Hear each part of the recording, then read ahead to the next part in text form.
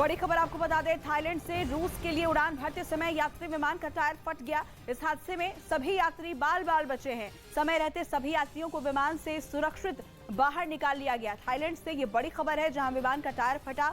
हालांकि सभी यात्री सुरक्षित बाहर निकाल लिए गए।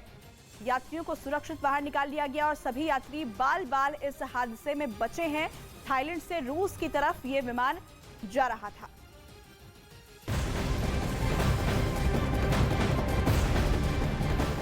और अब खबर गुजरात के वलसाड से, जहां एक कंपनी में भीषण आग लग गई और मौके पर अफरा तफरी का माहौल मच गया।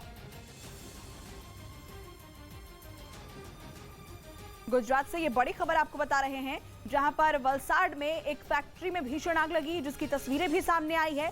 कड़ी मशक्कत के बाद जाकर इस आग पर काबू पाया जा सका। देखते ही देखते आग तेजी से फैल गई और थोड़ी ही देर में आग ने पूरी इमारत को अपनी चपेट में ले लिया। आग की लपटें काफी ऊंची तक उठती नजर आईं और मौके पर अफरा तफरी का माहौल मच गया। आनन फानन में दमकल विभाग को इसकी जानकारी दी गई। थोड़ी ही देर में फायर ब्रिगेड की टीम मौके पर पहुंची और आग को बुझाने का काम शुरू किया गया।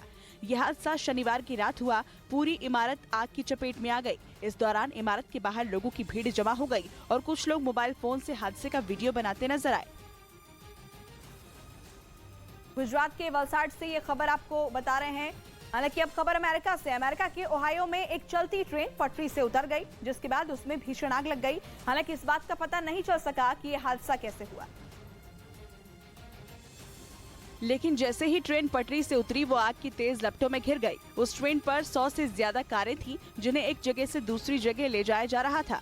और जैसे उसमें ज्यादातर कारों में आग लगी, वहां आसमान तक तेज लपटें उठती नजर आई। धुएं के गुबार से वो पूरा इलाका ढक गया। इसकी जानकारी तुरंत दमकल विभाग को दी गई, जिसके बाद आग को बुझाने का काम शुरू कर दिया गया। राहत की बात ये रही कि कोई भी आदमी इस आग की चपेट में नहीं आया, जिससे एक बड़ा हादसा टल गया।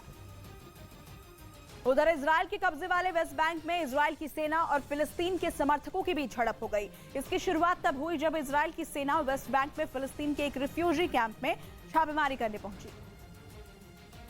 जिस पर फिलिस्तीन के समर्थक भड़क गए और इजराइल की सेना के खिलाफ मोर्चा खोल दिया।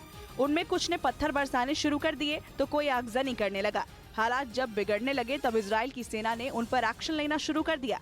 फिर तो फिलिस्तीन के समर्थकों को खदेड़ने के लिए हवा में लगातार फायरिंग की गई।